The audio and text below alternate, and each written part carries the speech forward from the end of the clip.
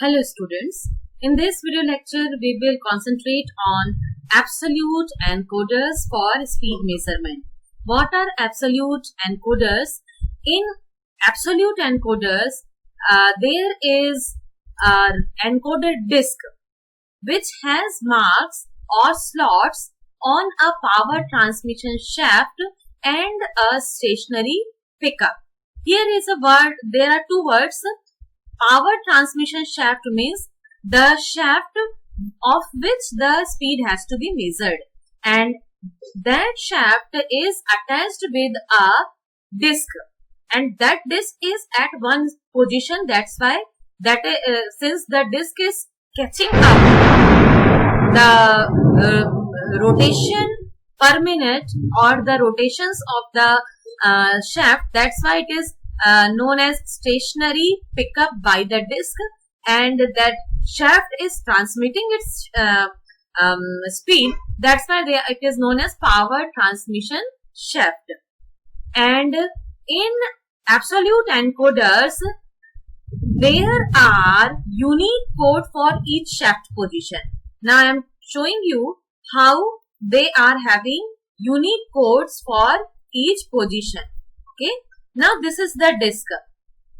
This is a rotary disc. This is a rotary disc, and here you are able to watch that this disc is having 5 different tracks. The circular, you are able to watch that 5 circles. The uppermost circle are encoded with the lowest significant digits, while the innermost circle is encoded with the higher significant digit. Okay, what is higher significant digit, what is lower significant digit, I will explain you. Let me explain this, to which I am telling you the tracks. These circles, different circles, there are 5 circles I am showing you. This is the highest significant digit circle, then this is the second one, then third one, fourth one and fifth one. And this fifth one will have the lowest significant digit.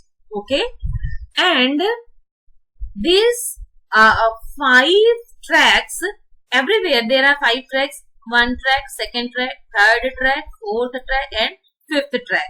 And you will be able to watch that all the 5 circles, all the 5 tracks are divided into 32 equal parts. 32 equal parts starting from 0 to 31, means total 32 parts. And this each part, each part is known as sector. Okay, so each track is having 32 sectors. Okay, now how this will be decoded? So just I am going to remind you about the binary to decimal conversion. Okay, now here it is a chart for binary to decimal conversion. Here E means enable pin. We know that this decoder is in a form of chip, IC chip, and this chip will be enabled only if its E pin will be high. Okay, and here A, B, C, D, they are the binary inputs. Now see here, this D is the lower significant digit. Its weight is 2 to the power 0. 2 to the power 0 means 1. Means if it is 0, then its value magnitude is 0. And if it is 1, then its magnitude is 1. Okay. And this C is next to lower significant digit. Its weightage is 2 to the power 1 means 2. 2 to the power 1 means 2. Means whenever it is 1, it will give the value of 2. This is 1, it will give a value of 2. So here, if you will see, here in this position, what it will be? This position is 1. So this one is actually 1, and this one is actually 2. 2 plus 1, that is 3. And you will be able to watch that this is the output for Y3. So in this way, the 4 binary digits, they will have the different weightage. D is having the weightage of 1, C is having the weightage of 2, B is having the weightage of 4, and A is having the weightage of 8. And how it is? This 8 means 2 to the power 3, 4 means 2 to the power 2, 2 means 2 to the power 1, and 1 means 2 to the power 0. And this 2 to the power n, they are weightage of its position. And if we'll combine all the values for any specific value, they will give a specific output position.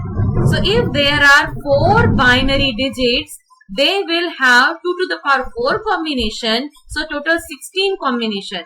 And here, since we have how many tracks? 5 tracks. So each track will have 5 sectors.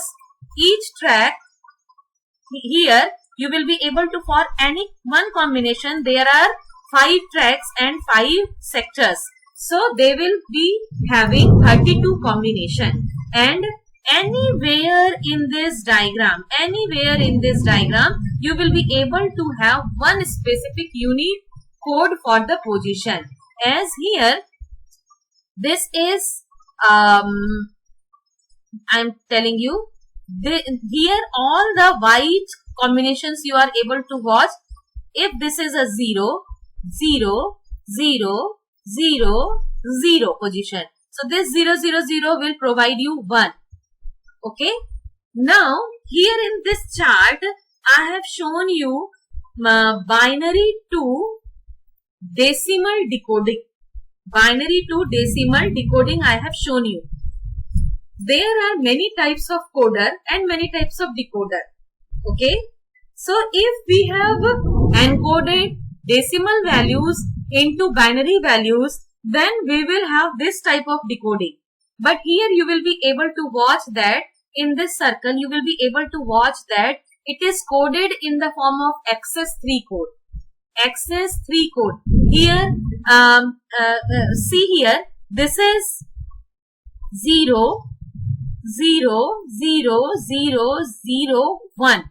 But 0, 0, 0, 0, 1.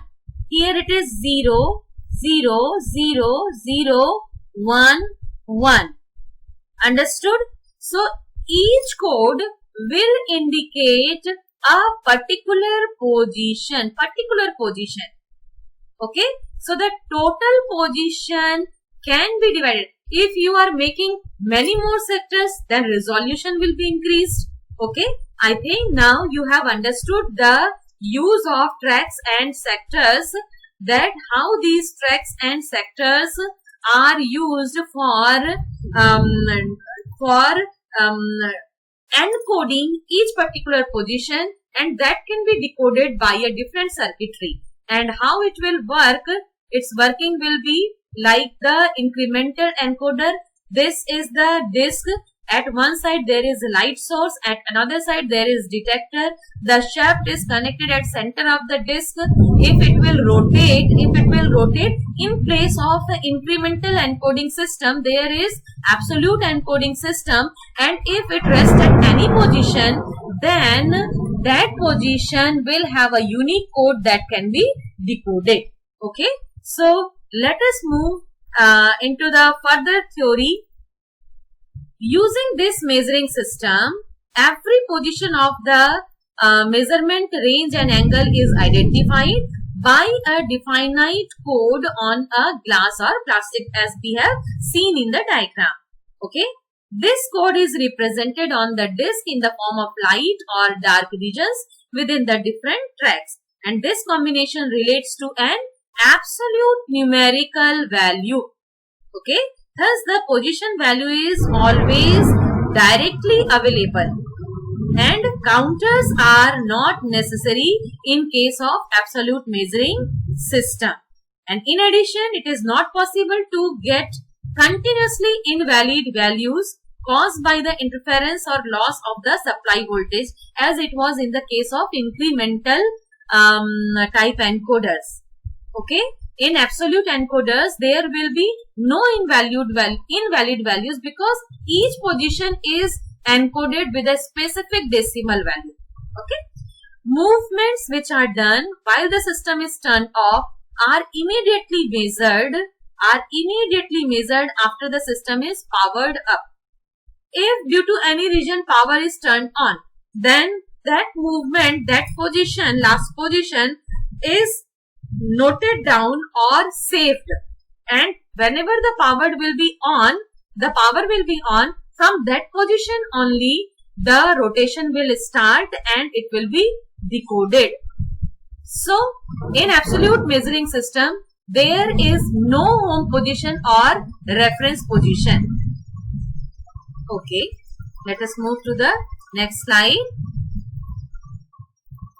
Now this is the comparative study of incremental encoder disk and absolute encoder disk. Here you are able to watch that in incremental encoder there are only two paths, two tracks, channel A and channel B, having equal number of divisions of opaque and transparent parts, where it is shown by the white and black sectors. While in absolute encoder there are many tracks. How much tracks? And each position can be decoded. Okay. Now let us have the comparative study. Already we have done this one. Advantages of absolute encoder, that also we have done. Absolute rotary encoders are preferred when safety is a major concern, because they position themselves when a machine is powered on. So their old position was recorded, and whenever it will start from that position only. Okay. So